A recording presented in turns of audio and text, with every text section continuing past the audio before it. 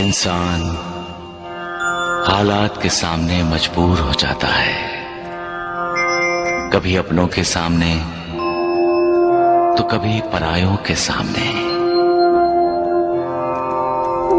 इंसान को मजबूर देखकर कभी कभी मालिक भी मजबूर हो जाता है, क्योंकि जो कुछ भी होना है प्रारब्ध के अनुसार होना है, और मालिक की मजबूरी यह है कि वो प्रारब्ध में हस्तक्षेप नहीं कर सकता। जब कोई विश्वासघात करता है तो दिल फटता है, आंखें रोती हैं। पूरे संसार से ही नहीं, मालिक से भी विश्वास में दरारें पड़ जाती हैं। लेकिन मालिक पर अपने विश्वास को कभी डोलने मत दो। हालात कितने भी बुरे क्यों ना हो, मालिक का साथ होगा तो सारी मुश्किलें हल हो जाएंगी। राजा हरिश्चंद्र की मिसाल तो सबके सामने है। राजपाट, धन दौलत, राजमहल सब छिन गया। यहां तक कि उसकी बीवी और बच्चा भी उससे अलग हो गए। फिर भी राजा हरिश्चंद्र का विश्वास नहीं डगमगाया, कभी सच्चाई का साथ नहीं छोड़ा। सच क्या है? सच कौन है? सच ईश्वर है, सच भगवान है, सच मालिक है। बस एक वो ही सच है, बाकी सब मिथ्या है, झूठ है। हर चीज का अंत है, उसका नहीं। वो अनंत है, सब जानते हैं। फिर भी जमीन, जायदाद, जेवर, धन दौलत इकट्ठी करते रहते हैं, प्यार करते हैं उसे। हालांकि सब जानते हैं पैसा इंसान को लालची बनाता है, स्वार्थी बनाता है। फिर भी पैसा पाने के लिए इंसान विश्वासघात जैसा पाप करता है। प्यार करना है तो मालिक से करो। वो प्यार करो जिससे श्रद्धा जागे, वो प्यार करो जिससे विश्वास पैदा हो, वो प्यार करो जो पुण्य दे। वो ही पुण्य तुम्हारा उद्धार करेगा। कमजोर इंसान हालात के सामने सिर झुकाते हैं, लेकिन कुछ इंसान ऐसे भी होते हैं जो हालात पर सवार हो जाते हैं।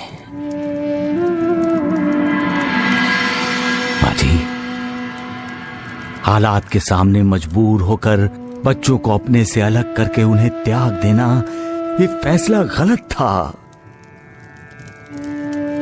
माता पिता को अपने बच्चों को हालात से लड़ने की शिक्षा देनी चाहिए, हालात के सामने मजबूर होने की नहीं।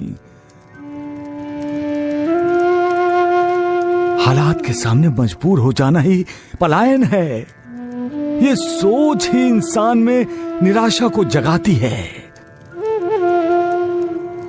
आपके बेटे और बहू ने बच्चों को त्याग देने का फैसला लेकर अपने बच्चों को कौन से संस्कार दिए माँ जी? माँ जी, हर इंसान की जिंदगी में बुरे दिन आते हैं। जिंदगी बसंत बहार नहीं है। यहां रोशनी है तो साथ में अंधेरा भी, यहां उदय भी है और यहां अस्त भी। यहां दुख भी होते हैं और सुख भी। यहां कुदरती सूखा पड़ता है तो सूखी भावनाओं का भी पड़ता है अकाल।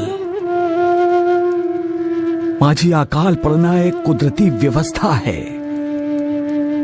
जो इन सब का सामना करता है, मालिक उसका साथ देता है। जो हालात को मात देने की कोशिश करता है, मालिक की कृपा उसी को ही मिलती है। उसको नहीं माँ जी जो हालात से भागता है, हालात के लिए मालिक को दोष देता है। मालिक की कृपा उसको नहीं मिलती है माँ जी। जो इंसान अपने आप को नहीं ढूंढता वो दूसरों को कैसे ढूंढ पाएगा? जो अपने आप को नहीं ढूंढ सकता, यानी अपने आप को जानना, अपने अंदर की आत्मा का दर्शन करना, अपने अंदर ज्ञान का जो प्रकाश है उससे अपना जीवन प्रकाशित करना।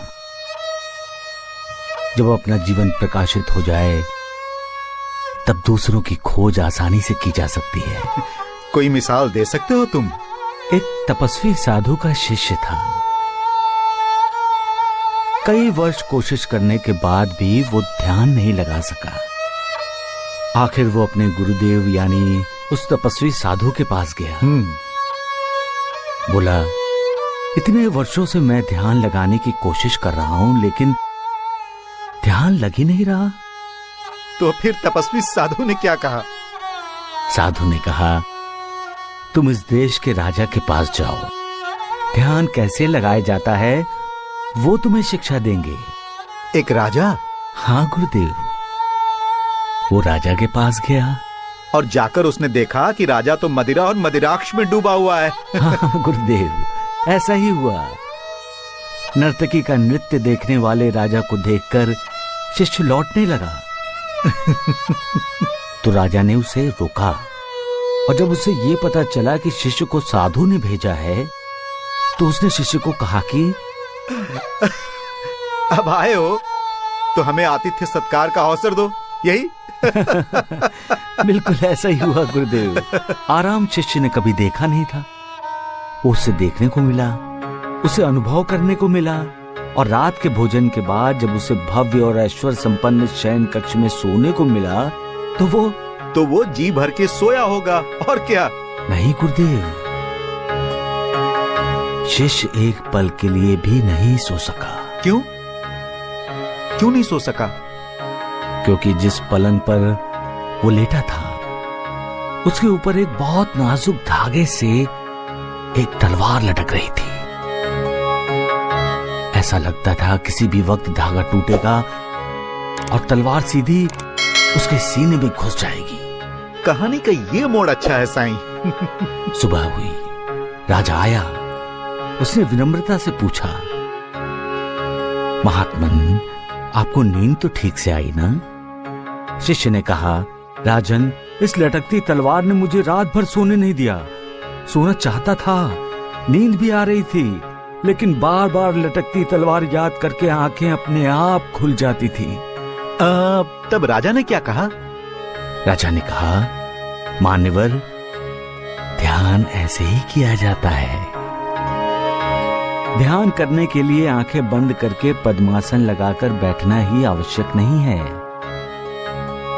ध्यान का अर्थ ही है सोते, जागते, उठते, बैठते, हर पल, हर समय उस परम ब्रह्म परमात्मा का स्मरण करना। बढ़िया, बहुत बढ़िया साईं, बहुत बढ़िया कहानी सुनाई तुमने, वाह। गुरुदेव, जब हम ध्यान लगाते हैं तब हमें हमारे अंदर की आत्मा के दिव्य दर्शन होते हैं और आत्मा के दिव्य प्रकाश में ही हमें उस निर्विकार के दर्शन हो जाते हैं। इसलिए कहते हैं कि पहले अपने आप को खोजो। सबका मालिक एक।